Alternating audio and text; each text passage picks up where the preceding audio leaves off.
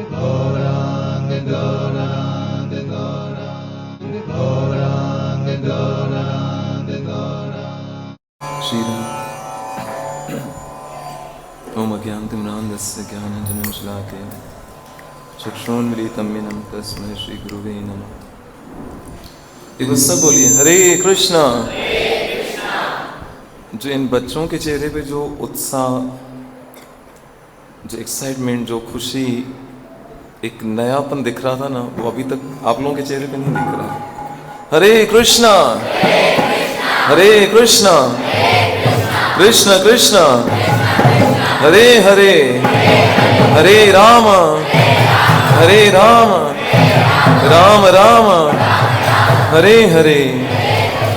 नारायणं नमस्कृत्य नरं चैव नरोत्तमं देवीं सरस्वती व्यासं ततो जयमुदीरये।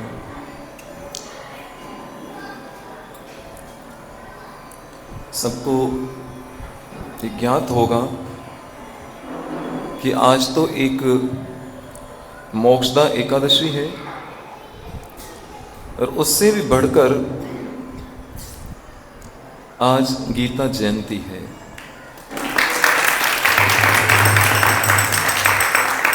आज एक जगह सत्संग हो रही थी तो वहां चर्चा कर रहे थे, हो सकता है कि जिस मां ने हमें जन्म दिया, और मां को भगवान का दूसरा रूप माना जाता है, और जब तक बालक मां के आंचल में रहता है तो सुरक्षित रहता है, सुखी रहता है। तो शरीर का धर्म है कि वो मां एक समय तक हमारा साथ देती है, लेकिन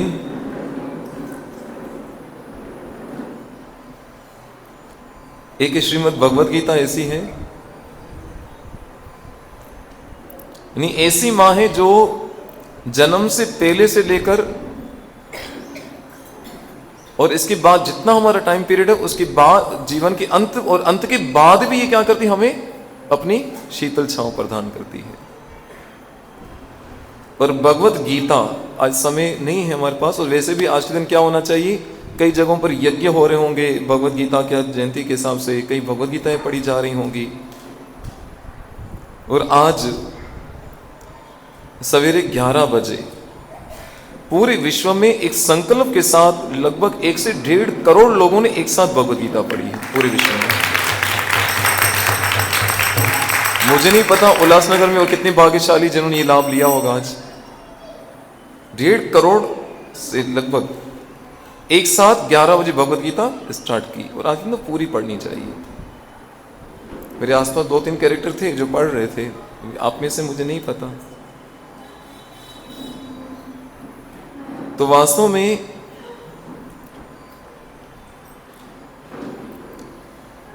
इस भगवद गीता के अंदर ही भगवान ने इस संसार के बारे में कहा है, क्या? अनित्यम, यानी कि नित्य नहीं है, सदैव रहने वाला, न हमारा शरीर, न हमारा जो लाइफ का स्टेटस है, जो कुछ कभी एक जैसा रहने वाला, अनित्यम, नित्य नहीं है। दूसरा संसार क्या है? भगवद गीता में ही बताया, असुखम, सुख भी नहीं है। अशाश्वतम, शाश्वत भी नहीं है। फिर क्या है? दुख आल्यम, क्या है? जैसे बोलते हैं हिमालय, यानी हिम कहते हैं बर्फ को, आलय यानी कि बहुत सारा भंडार, बर्फ का भंडार। औषधालय यानी औषधियों का जब भंडार भरा पड़ा है। ऐसे भगवद गीता में भगवान ने इस संसार को क्या कहा है? दुख आल्य, यानी दुखों के पहाड़। तो हम किसके ऊपर बैठे हुए? दुखों के पहाड़ पर। लेकिन इसके बाद भी ऐसे भयंकर दुखों के पहाड़ पर बैठकर भी, या हम जो बैठते हैं तो अनुभव होता है इन बच्चों के चेहरे पे जो उत्साह या कीर्तन की जो वो जोश। यार कोई दुखों के पहाड़ पे बैठा हो, नाच रहा हो ढंग चिका, क्या है ये कैसे पॉसिबल है? वो 2 चीजों से पॉसिबल हो सकता है। सफर बहुत लंबा हो, कठिन हो, लेकिन मंजिल कैसी हो? बहुत अच्छी हो, तो वो सफर हमें तकलीफ नहीं देता। और दूसरा, उस सफर में क्या हो? हमारा साथी बहुत अच्छा हो। तो ये वैष्णव लोग से पूछते हैं, यार तुम लोग के पास ऐसा कौन सा खजाना है? सुबह 3:30 बजे उठते हो, 4 बजे से नाचना चालू करते हो, रात को 9:30 बजे नाचते ही रहते हो। पूछते हैं ये लोग कि ये हरे कृष्णा वाले है क्या इनके पास? 3:30 बजे उठते हैं, 4 बजे नाचना चालू करते हैं, मंगल आरती में संसार धामा नाच रहे। बस भाई सुबह को गाना। रात को 9:30 बजे तक क्या होता है? नाचते ही रहते हैं। है क्या तुम्हारे पास? हमारे पास इतना सारा धन है, इतना वैभव है, फिर भी दुखी। और हर किसी को एक एक दुख पाला हुआ है, बस हर किसी स्वरूप उस दुख का अलग है। तो ये 2 चीजें, एक तो मंजिल बहुत अच्छी हो, दूसरा मंजिल में साथी बहुत अच्छा हो। तो हमारी जो मंजिल वो क्या है? कृष्ण की ओर। श्रील प्रभुपाद जी जब भी अपने सत्संग को विराम देते तो लास्ट में 2 लाइन कहते, back to God, back to home. तैयारी करो कहां पर? अपने घर की तरफ वापस जाने के लिए। कैसा घर है वो? न तद्भास्यते सूर्यो शशंकान पावकः यद गत्वा वनिवर्तन्ते तद धामम परम मम। Back to God, back to home, यानी कृष्ण की तरफ मुड़ो, इसलिए संसार में आयो। और भगवान के तो मेरा घर कैसा है? जहां पर कोई दुख नहीं है और वहां जाकर वापस लौटना नहीं पड़ता। तो ये तैयारी है हमारी, जो महामंत्र कीर्तन कर रहे थे, हरे कृष्ण कृष्ण कृष्ण हरे हरे राम राम। वो गाते ना, चला जाता हूं अपनी धुन में। क्या है आगे? उसको क्या पता हो, 90s में पैदा होने वाले। क्या है आगे? चला जाता हूं अपनी, चला जाता हूं अपनी धुन में। कबीरा खड़ा बाजार में, मांगे सबकी खैर, ना किसी से दोस्ती ना किसी से देर। इसलिए कहता हूं, ना किसी की स्तुति में पड़ो। जब कोई वाह वाह करे ना मत देखो, जो कोई निंदा करे उसको मत देखो, बस अपनी मंजिल की तरफ बढ़ते रहो। हरे कृष्ण कृष्ण कृष्ण हरे तो एक तो मंजिल हमारी कृष्ण और दूसरा साथी ये साक्षात कली काले नाम रूपे अवतार। इस कलयुग में जो भगवान ने नाम का अवतार लिया वो हमारे साथ। और जा कहां रहे हम लोग? कृष्ण की तरफ। कृष्ण कहां रहते? सबको पता है, गौलोक में। अब एक देश से दूसरे देश में जाने के लिए किसकी जरूरत पड़ती है? पासपोर्ट की जरूरत पड़ती है। तो मैं तो समझता हूं कृष्ण ने आज के दिन ही पासपोर्ट दिया है गौलोक के लिए हमारे। अब ये अलग बात है, कुछ मूर्ख लोग होते हैं पासपोर्ट बना लेते हैं लेकिन यात्रा नहीं करते। ऐसे ही भगवत गीता कृष्ण ने पासपोर्ट दिया है। अब जो जाना चाहेगा, कृष्ण ने पूरा प्रोसेस बताया कि आ जाओ, तुम आ सकते हो, और आज के दिन दिया। और ऐसा कोई ग्रंथ नहीं है जिसकी प्रकट तिथि मनाई जाए कि ये गीता भगवत गीता है जिसको। और भगवत गीता है क्या? कई कवि संत महात्मा अपने शब्दों में वर्णन करते हैं, लेकिन स्वयं कृष्ण क्या कहते हैं इसके लिए? स्वयं भगवत गीता की महिमा में महाभारत के अंदर कृष्ण कहते हैं, गीता मय हृदयम च। क्या है ये गीता? कृष्ण कहते हैं मेरा हृदय है। सोचो, अब जिसके हाथ में भगवत, में इन बच्चों को देखता हूं, ये कंसर्ट इतने चैप्टर्स हो गए, पढ़ रहे हैं पता नहीं, लेकिन क्यों मजा दे रही? वो 1 साल की बुक्स, इनको एक बार 1 साल बुक्स पढ़ाओ ना कोर्स में, तो पास हो जाए। उनको बोलो 1 साल वापस ही बुक्स पढ़ो ना, इनकी शक्ल नहीं देखो। लेकिन यही भगवत गीता है, वही श्लोक वही शब्द रोज पढ़ते, लेकिन नया उत्साह, और पढ़ना है और सीखना है और सीखना है। ऐसे क्यों? क्योंकि ये जो वाणी किसके मुख से निकली है? कृष्ण के मुख से। अब जरा विचार तो करो, जो भगवत गीता के लिए कृष्ण इतना सर्टिफिकेट दे रहे हैं कि गीता मय हृदयम च, गीता मेरा हृदय है, तो अर्थात आपके हाथ में अगर भगवत गीता है तो मतलब कृष्ण ने आपको क्या दिया है? अपना हृदय दिया है। और दिल के बदले क्या दिया जाता है? बोलो, दिल के बदले दिल देना चाहिए ना। हम दिल दे देते हैं किसी और को, और फिर पूरा जीवन ठोकरें खाते रहते हैं। दिल के बदले दिल दो ना, कृष्ण में दिया, गीता मय हृदयम च, भगवत गीता में हृदय दिया है। मतलब हृदय, मतलब हमें अपने हृदय में रहने का स्थान दिया है। तो इस सफर भी हमारा क्या है? बहुत अच्छा, उसमें साथी भी हमारा अच्छा। तो इसलिए से दुखों के अनित्य, अशाश्वत, ऐसे दुखों भरे संसार में इनके ये जो पूछते हैं ना लोग, हरे कृष्णा उनको क्या है, 3:30 से लेकर रात को 9 बजे तक नाचते ही रहते हैं। इसका रहस्य ये है कि हमें पासपोर्ट मिल चुका है आज के दिन, कहाँ जाने का, बस इसको क्या भी वीजा लगवानी है। और वीजा क्या है, उसका प्रोसेस बताए भगवत गीता के 12 चैप्टर में, कि वो वक्त मुझे प्रिय है, वो वक्त मुझे प्रिय, वो वक्त मुझे प्रिय है। वो सब क्वालिटीज खाली लानी है, आपके लिए गौलों के दरवाजे खुले हैं। अगर कोई व्यक्ति एक देश से दूसरे देश में जाना चाहता है ना, उसको वीजा लग जाती है तो उसकी वो लॉटरी लग गई।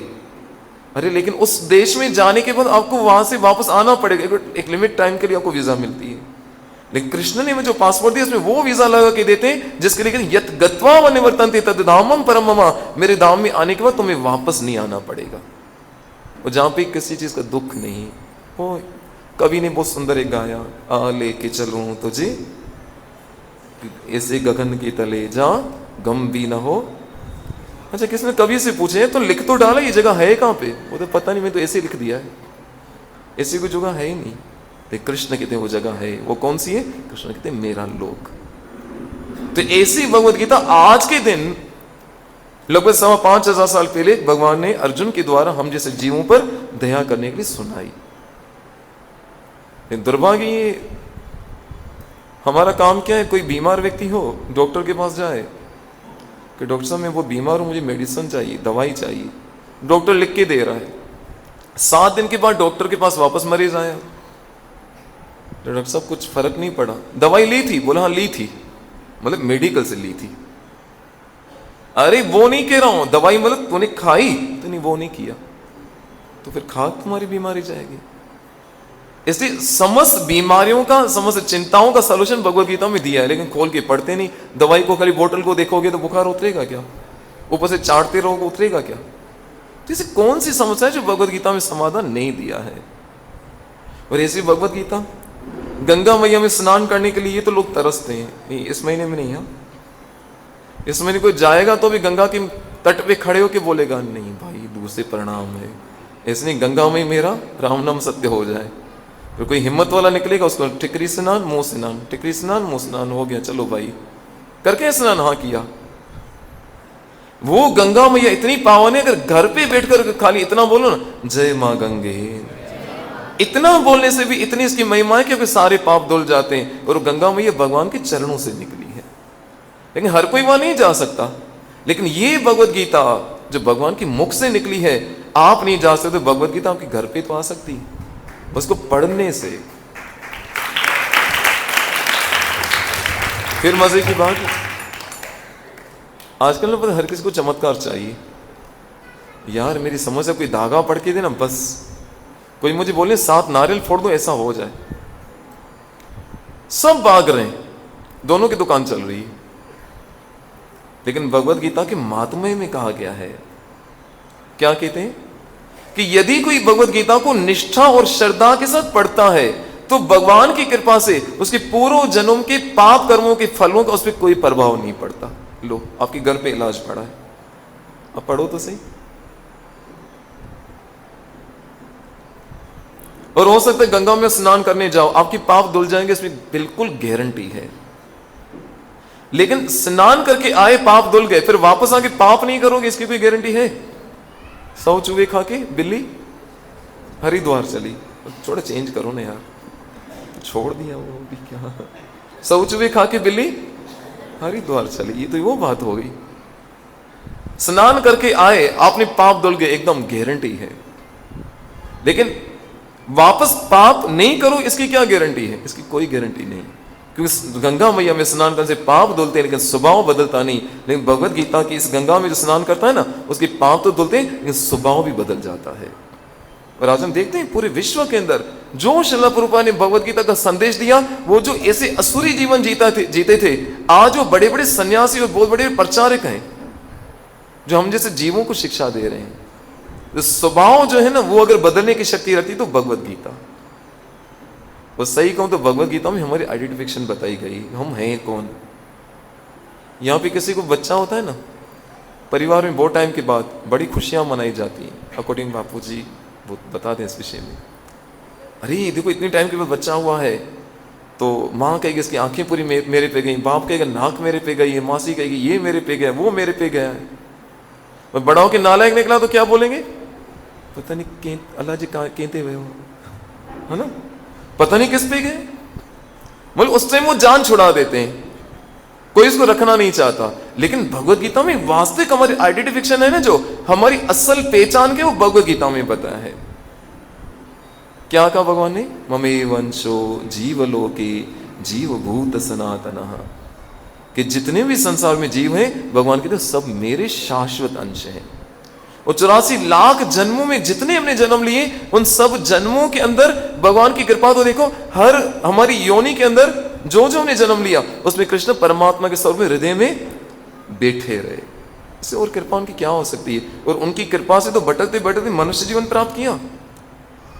और अब अगर सावधान नहीं हुए तो कृष्ण कहेंगे बेटा इससे बढ़कर कृपा में नहीं कर सकता। क्योंकि आज ही मैं भागवत का एक श्लोक कहीं कोट कर रहा था, भागवत महापुराण के 5वें स्कंद में देवताओं की प्रार्थना है। वो देवता क्या कहते हैं कि हम इस जम्बू द्वीप किसको कहते हैं पता है किसी को? इस एशिया को कहा जाता है हमारी भारतीय संस्कृति में जम्बू द्वीप।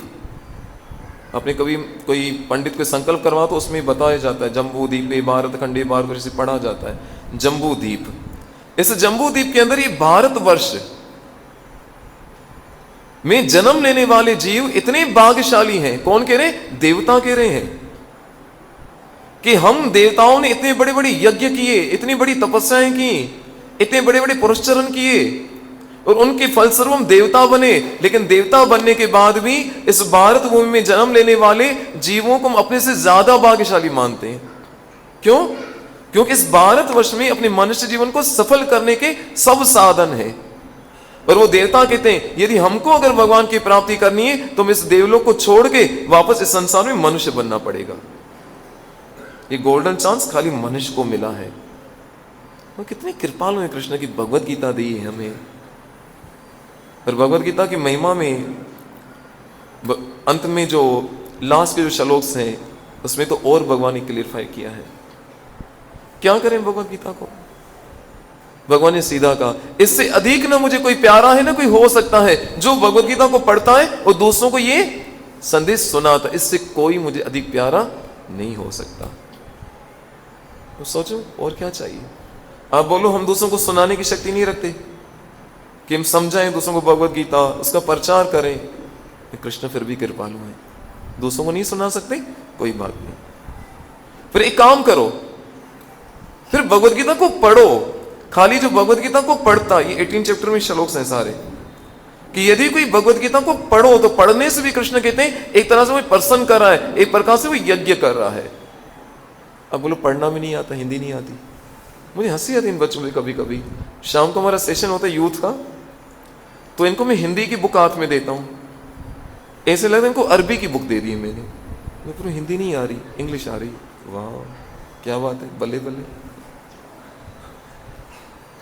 चलो ठीक है, पढ़ना भी नहीं आता तो भी भगवान की कोई बात नहीं, फिर क्या करो, सुन तो सकते हो। तो कितना सरल एक मार्ग पर प्रदर्शित कर दिया है। तो आज गीता जयंती है, वो सही को भगवत गीता की महिमा के विषय में जितना कहा जाए कम है। बस इससे बढ़कर और क्या हो सकता है? कृष्ण ने भगवत गीता का गीता मय हृदय च, गीता में हृदय है। पर भगवत गीता के अंदर तो इतना बड़ा समंदर है, जितना डूबते जाओगे इतनी और गहराई बढ़ती जाएगी और आपके हाथ में अनमोल रतन आते जाएंगे और आपका जीवन सुखी होता जाएगा। और सही करो, मैं प्रैक्टिकल जीवन में करके देखा है। भगवत गीता के श्लोक कुछ ऐसे कोड करके रखो, अपनी जो व्यक्तिगत परिस्थितियां ऐसी आती हैं, एक विद इन सेकेंड आपका पूरा मूड चेंज हो जाएगा। एक न्यूमेरिकल, एक अद्भुत, ये श्लोक नहीं पढ़ो तो है गीत, और ऐसा गीत 5,500 साल पहले जो गाया गया वो भी कहां पर? युद्ध के मैदान में, और अभी तक वही गाया जा रहा है, कोई पुराना नहीं हो रहा। फिर भी ऐसे नया का नया, क्यों? किसके मुख से निकला है? कृष्ण के मुख से। अरे तानसेन जो है, जो 9 रत्नों में से एक है, अगर वो गाता था ना तो कहते हैं हिरन जो भूल जाते थे हमें कहीं भागना है, यमुना का भाव रुक जाता था, पंछी जो वो चेचाना छोड़ देते थे। एक संसारिक, एक जो तानसेन जिसने इस विद्या को समझा, उसमें इतना चमत्कार था उसके गाने में, तो साक्षात जो कृष्ण उसने अपने मुख से गीत गाया है तो उसमें कितनी मधुरता होगी। और जो पढ़ो तो क्या, दिने दिने नवम नवम, दिन दिन में और इस नवता बढ़ती जाती, नया बनता जाता है। मैं तो कहता हूं बहुत बड़ा खजाना दिया है हमें कृष्ण ने। पर दुर्भाग्य क्या ये सब होने के बाद ये दुखी क्यों है? इस छोटी सी बात के साथ समाप्त करूं। एक चौराहे के ऊपर एक फकीर बैठता था, एक बड़े से पेटी के ऊपर आसन जमा के। एक व्यक्ति रोज वहां से गुजरता, उसको देखता, वो सबके सामने एक ही बात कहता, कुछ बोलो, क्या बोलता? दे दे बाबा। अच्छे से एक्सपीरियंस है यार, दादर पे बैठ जाओ टिकट निकल जाएगी वृंदावन की। वो उस पेटी पे बैठता, सबके सदा लगाता। एक व्यक्ति रोज गुजरता, दिन गए, महीने गए, सालों तक उसको देखा, वो व्यक्ति उस पेटी पे बैठ के मांगता रहता। एक दिन उस व्यक्ति के मन में क्वेश्चन आया, प्रश्न उठा, तो यार इसको मैं इतने सालों से देख रहा हूं इधर बैठा हुआ है। वो आया, उससे बात की, बोली यार मैं इतने टाइम से देख रहा हूं इसी पेटी के ऊपर बैठे हो, इस जगह से हिलते क्यों नहीं? कोई दूसरा कोई काम?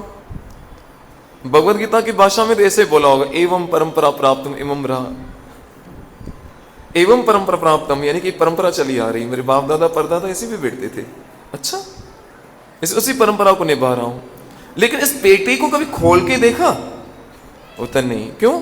ये परंपरा चली आ रही, कभी नहीं खोला। बाप भी इधर बैठ के मांगता था इसी पेटी पे, दादा भी इसी पेटी पे, परदादा भी इसी पेटी पे, उसी परंपरा को संभाले आ रहा हूं। मैं भी किसी को कहता हूं भगवद गीता पढ़ो, नहीं नहीं हमारे दादाजी ये पढ़ते थे इसलिए वो पढ़ते हैं।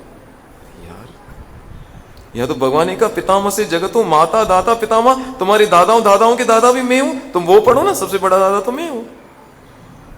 उस फकीर से पूछा कभी इस पेटी को खोल के देखा? तो नहीं, खोल के तो नहीं देखा। अरे मूर्ख, खोल के तो देख।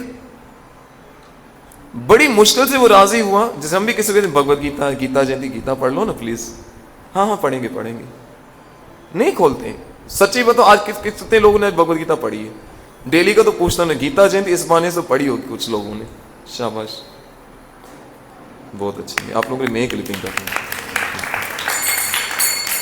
मतलब जबरदस्ती। जैसे उसको कहा कि क्या करो, इस पेटी को खोल के देखो। जैसे हम किसी को कहते हैं प्लीज गीता खोल के देखो ना, वो मुझे पता है आज के दिन ही खोली होगी, इसके बाद सब कुकड़ों को हो जाएगा। फिर किसी पूछो भगवद गीता पढ़ी? हाँ पढ़ी। अरे पढ़ी? वो तो हाँ पढ़ी। कहाँ पढ़ी? वो कपड़े में बांध के पढ़ी, खोल के नहीं पढ़ी। तो हमारी हालत उस फकीर के जैसी है। बड़ी मुश्किल से इसको राजी किया, अरे इसको खोल के तो देखो। बड़ी मुश्किल से माना, जैसे हमारे कहने से मुश्किल से लोग मानते हैं। उसने पेटी खोली, उस पेटी में इतना सारा धन भरा पड़ा था, इतना सारा, उसमें सोना जेवर पता नहीं क्या क्या पड़ा था। अगर उस व्यक्ति की 10 पुश्तें बैठकर खाएं तो भी खत्म ना हो। फिर भी मांग रहा था क्या? दे दे बाबा। हम भी यही हैं। ये जो अनमोल खजाना दिया ना, इसको उन विदेशियों ने पहचाना, श्रील प्रभुपाद ने पहचान कराई, और आज वो सुखी हैं। आज अगर हमारे दुखों का कारण है तो ये कि उस खजाने को खोल के नहीं देखा। तो ऐसी भगवद गीता माता को प्रणाम करते हुए आज गीता जयंती है। ये प्रार्थना को एक संकल्प लीजिए। मुझे बड़ी खुशी होती है, एक मोमेडियन जो होता है ना, अपने बच्चे को कुरान कंपलसरी पढ़ाता है। क्रिश्चियन होता है ना, बाइबल कंपलसरी पढ़ाता है। सरदार होता है, गुरु ग्रंथ साहिब जी महाराज कंपलसरी पढ़ाता है। एक हिंदू का बच्चा ऐसा है जो भगवद गीता को छोड़ के सब पढ़ता है। कितने दुख की बात है ना, बड़ी हैरानी होती है। सब मनाएंगे जन्माष्टमी, नहीं, सब पढ़ेंगे लेकिन भगवद गीता, उनसे सीखना चाहिए हमें कि कितना वो सम्मान देते हैं अपने शास्त्र को। आज भी कोर्ट में जाओगे तो आपको किसी और की शपथ नहीं दिलाएंगे, किसकी शपथ दिलाएंगे? भगवद गीता की, क्योंकि कृष्ण के मुख से निकली है। तो आज के दिन तो कम से कम संकल्प लो कि रोज, ठीक है, समझना तो बड़ी बात है, समझ नहीं फिर भी पढ़ो। मुझे बताओ किसी छोटा सा बच्चा आपके साथ है, कोई, अब गंगा जी गए, उसको लेके गए, अब आप गंगा जी गए इतने टाइम के बाद और खुद स्नान कर रहे हो, बोले मेरा बच्चा भी तो स्नान करे। अब बच्चा टांगे मार रहा है, नहीं जाना है पानी में, रो रहा है, चिल्ला रहा है, फिर भी उसको क्या करो, गंगा में डुबकी। यार गंगा में स्नान नहीं करो, ये कैसे हो सकता है? ठीक है, बाद में इसको थोड़ा हम कंबल उम्बल ओढ़ लेंगे, उसको जबरदस्ती स्नान कराते हो, कराते नहीं कराते हो? इस भाव से किसका क्या होगा? इसको पुण्य मिलेगा। अनजाने में से बालक ने गंगा में स्नान किया, उसको लाभ मिला, तो क्या भगवत गीता में अनजाने में कोई पढ़ोगे तो उसका लाभ नहीं मिलेगा क्या? भले नहीं समझ आती, नहीं समझो, फिर भी पढ़ो। अनजाने में भी भगवत गीता को पढ़ने से इतना तो लाभ मिलेगा ही। और मैं फिर एक छोटी बात और याद है, अब वैसे महाप्रसाद नहीं है, टाइम है 5 मिनट। एक बहुत बड़े स्कॉलर विदेशों से प्रचार करके आ रहे थे, तो एयरपोर्ट पे बहुत सारे प्रेस रिपोर्टर जमा हो गए। उसकी वेशभूषा को देखकर उनसे पूछा, अरे इतना एडवांस युग चल रहा है, टेक्नोलॉजी, साइंस, कंप्यूटर साइंस, पता नहीं क्या क्या क्या बन रहा है, लेकिन इसके बाद भी तुम लोग अभी तक वही पुरानी रट लगा के बैठे हो, भगवत गीता पढ़ो, हरे कृष्ण महामंत्र का जप करो, क्या है ये सब, क्या होगा इससे? उस स्कॉलर ने जो जवाब दिया वो हमारे लिए बहुत जीवन में धारण करने के योग्य है, और लगता है वो समस्या सबकी है आज। तो उस स्कॉलर ने पूछा, जो प्रचारक था, कहा कि आपकी मेडिकल साइंस ने, आपकी साइंस ने बहुत उन्नति की। मैं छोटा सा उसे प्रश्न पूछता हूं, आपकी मेडिकल साइंस ने एक वैक्सीन तैयार की है जो बचपन में बच्चों को पिलाते हो इस विश्वास के साथ कि फ्यूचर में चल के इनके कोई अंग खराब नहीं होंगे। क्या बोलते हैं इस वैक्सीन को? ये पोलियो कालिका से जो बोलते हैं ना वैक्सीन, और डोज पिलाओ कंपल्सरी, बचपन में पिलाओ तो इस विश्वास के साथ कि फ्यूचर में क्या होगा, इसका कोई अंग खराब नहीं होगा। उसने पूछा, क्या तुम्हारी साइंस ने वैक्सीन तो बनाई जैसे शरीर का अंग कोई खराब नहीं होगा, कि आपकी मेडिकल साइंस जो इतनी एडवांस हो गई है उसने कोई ऐसी वैक्सीन बनाई जैसे फ्यूचर में इन बच्चों का दिमाग खराब ना हो? एकदम निरुत्तर हो गया वो तो ये भगवत गीता वो वैक्सीन है। बचपन में बच्चों को रट्टा लगा दो ना, इसमें इतनी कृपा, इतनी इसमें पॉजिटिव शक्ति है, इसमें इतनी वो है कि ये आगे चल के गारंटी देती है बच्चों का दिमाग कभी इसको पढ़ने से खराब नहीं होगा। और आज मेरे को 99% पेरेंट्स की यही कंप्लेन है, यार बाहर बुद्धन ही नहीं था, क्या बुद्धेंगे तुम, भगवान की सुनते हो जो तुम्हारी सुनेंगे। तो ये वो वैक्सीन है, अगर आप चाहते हो कि हमारे बच्चों की बुद्धि कभी बिगड़े नहीं, क्योंकि भयंकर माया चल रही है। और सही में कहूं कि आजकल लोग अपने दुख से इतना दुखी नहीं, दूसरों के सुख से दुखी हैं। कि मौसम में क्या करते हैं, सोशल मीडिया में दूसरों की दुनिया को देखते हैं, अरे इंस्टा पे इसने ये स्टोरी डाली, आज यहाँ घूमने गए, मैं नहीं जा पा रहा हूँ, दुखी। आज इसने ये वाली ड्रेस पहनी, आज ये यहाँ पर गया है। दूसरों के सुख को देख इंसान दुखी है। इसलिए कहता हूं, जो स्पेशली पासपोर्ट मिला है ना हमें, इसकी कदर में करनी चाहिए। भगवद गीता को पढ़ो, दूसरों को सुनाओ, दूसरों को प्रेरित करो। ये वो वैक्सीन है कि आपके बच्चों का फ्यूचर में दिमाग खराब नहीं करेगी। कैसे? जो कभी कभी आपकी मोबाइल क्या होती है ना, कभी कभी बहुत सारे जब भर जाती फाइल्स उसमें, तो फिर कुछ एक्स्ट्रा डालनी चाहो तो क्या हो जाती है, मेमोरी फुल। ऐसे बचपन में बच्चों को भगवद गीता ज़बानी कंसल्ट करा दो। जैसे इन बच्चों ने कितने चैप्टर याद किए? 3। हाँ, देखो 2-3 तो इनके हो गए, 12 चैप्टर हो गया, फर्स्ट चल रहा है इनका। तो इनको ज़बानी याद करा दो। जैसे मोबाइल को भर जाती, फिर बाद में क्या आवाज आती, मेमोरी फुल। ऐसे जब अभी इनको पढ़ा लो, जैसे बड़े होंगे ना, माया जैसे दिमाग में आने के लिए प्रयास करेगी, अंदर से आवाज आएगी भगवद गीता के श्लोकों से, मेमोरी फुल, नो स्पेस। आप भी सुरक्षित, बच्चे भी सुरक्षित। तो धन्यवाद आप सबका, और आशा करता हूं कि आज के दिन आप जरूर भगवद गीता को पढ़ने का संकल्प लेंगे, दूसरों को भी सुनाएंगे। तो भगवद गीता को सामने रखो टेबल पे, जब देखो तो ऐसे सोचो, भले खोल के मत पढ़ो, खाली कवर पेज तो देखो। कवर पेज में आपको बहुत कुछ मिलने वाला है। अरे ऐसे ठाकुर, ऐसे कृष्ण जो 3 लोक ब्रह्मांडों के नायक एक भक्त के लिए क्या बन जाते हैं कि सारथी ड्राइवर बनने को तैयार है। इससे बड़ी कृपा और क्या हो सकती है। और वो जो युद्ध क्षेत्र में भगवद गीता कृष्ण सुना रहे थे, उसमें कोई माइक थोड़े लगा होता अर्जुन के पास कि जो कृष्ण को कहे अभी ये साइड पे रथ को ले लो, उस साइड पे राइट ले लो, लेफ्ट ले लो, ये करो। नहीं, सारथी जो होता है वो आगे बैठा रहता है, और रथी जो रथ पे बैठा होता है युद्ध करने के लिए, उसके पाँव में, जो योद्धा के पाँव में एक वो टाइट एक सैंडल होते हैं, एक प्रकार के शूज अलग प्रकार के होते हैं। उस कोलाहल के बीच में इतना समय नहीं होता उनको बताने के लिए, तो वो रथी क्या करता है, उस सारथी को उस पैर की एड़ी से इशारा करता है, अब ये साइड मुड़ना है, अब ये साइड मुड़ना है। अब सोचो जरा, अर्जुन के उस रथ को चलाने के लिए कृष्ण ने इतना बड़ा, इतनी बड़ी कृपा और कौन कर सकता है। और ऐसे ठाकुर ने अपना दिल हमें दे दिया भगवत गीता, उसको ना पढ़े तो हम जैसा मूर्ख कोई नहीं है। जैसे माया से बचना चाहते हो, अपने बच्चों का भविष्य चाहते हो, तो प्लीज़ भगवत गीता पढ़ो, सुनो और दूसरों को सुनाने का संकल्प लो। इसी निवेदन के साथ श्रीमद् भगवत गीता के चरणों में प्रणाम करते हुए कि ऐसी माँ हमें प्राप्त हुई जो जिसकी शीतल छाया सदैव हमें आनंद का अनुभव कराती है। और सब वैष्णव के चरणों में प्रार्थना करते हुए हम सबको ये सद्बुद्धि मिले कि हरि कथा और ये जो भगवत गीता, ये हरिनाम संकीर्तन ये चलता रहे, भले अनित्यम है, असुखम है, अशाश्वत है, दुखों का घर है, नहीं प्रभु आप साथ हो ना, तो ये सफर भी हमें स्वीकार है। इसी मंगल कामना के साथ तुम साथ हो जो मेरे, क्या तुम साथ हो जो मेरे, तो किस बात की कमी है, किसी और चीज की अब हमें दरकार नहीं है। सीखो भगवत गीता से। अर्जुन के पास कुछ नहीं था, दुर्योधन के पास सब था, लेकिन कृष्ण नहीं था। जिसके पास कुछ नहीं था ना, उसने कृष्ण का दामन पकड़ा, वो सब उसके पास आ गया, जो उसका था, जो नहीं था वो भी उसके पास आ गया।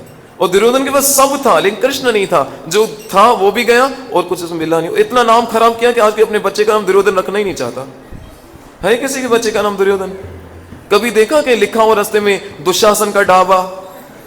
हाँ, इतना नाम खराब किया उन लोगों ने। तो सोचो, अर्जुन ने कृष्ण को अपनाया, इसलिए आज भी जब कृष्ण का नाम आता है उसके साथ अर्जुन का नाम आता है। इसलिए अपने बच्चों को कृष्ण के साथ जोड़ो, तो जरूर जैसे अर्जुन का नाम आया ना, आपके बच्चों का नाम कृष्ण के साथ लिया जाएगा। कैसे? अरे हरे कृष्णा वाले हैं, आ गया ना नाम, और क्या चाहिए। और वैसे भी अक्लमंदी यही है, आपकी गाड़ी का ड्राइवर बहुत अच्छा होना चाहिए, तो निश्चिंत होकर बैठ सकते हो। तो अपने जीवन की गाड़ी का सारथी कृष्ण को बना लो। इस जैसा सारथी आपको कोई मिलेगा नहीं, और बनने को भी तैयार है। जैसे ठाकुर जी के चरणों में प्रणाम करते हुए, ये प्रार्थना करते हुए कि हम सबको सद्बुद्धि मिले कि अंत तक हमारा जीवन ऐसी कृष्णमय चलता रहे। आप सबको गीता जयंती की बहुत बहुत बधाई हो।